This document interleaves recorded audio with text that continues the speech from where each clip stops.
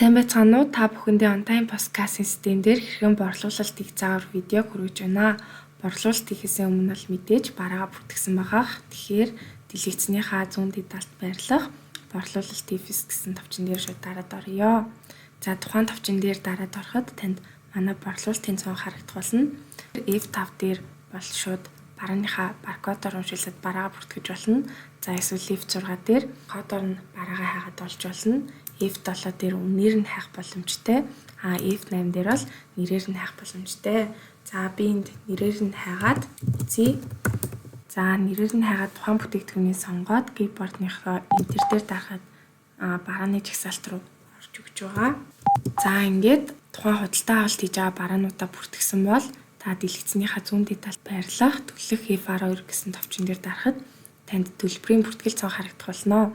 Юун түрүүнд та төлбөрийнхаа хэлбэрийг сонгоно. За тухайн бэлнээр бараагаа авч байгаа юу? За эсвэл бос машинаа сонгож өгөх боломжтой.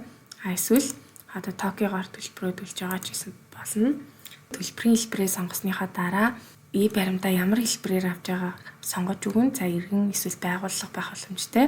За энэ дээр дарахад бол шууд хэвлэгдээд гараад ирнэ. За миний хувьд принтер холбогдоогүй байгаа болохоор ингээд шууд гаргалаа. Зарим тохиолдолд үйлчлүүлэгчид мөнгө нь хүрэхгүй ч юм уу эсвэл төр хүлээх хэрэг гарах юм бол дараагийнхаа үйлчлүүлэгчийг төрүүлээд бичиж явах боломжтой.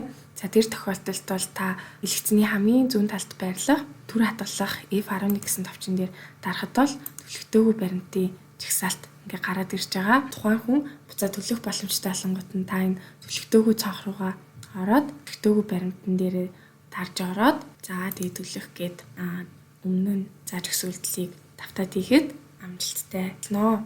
Борлуулалт хийснийхаа дараа борлуулалтын буцаалт хийхийг зааж өгье. Борлуулалтын буцаалт хийхийн тулд та буцаад үндсэн цэс рүүгээ очиход танд өнөөдрийн борлуулалтын түүх харагдах болно. За та нөт рүү баримтуудаа илгээгүйгүй байх юм бол борлуулалтын буцаалтаа хийх боломжтой. Үүний тулд тухайн борлуулалтынхаа хамгийн ард талд байрлах буцаах гэсэн товчон дээр дараад тухайн паданыг буцаах уу гэхэд тийм дарахад таны борлуулалт буцаагдж байгаа гэсэн үг ээ.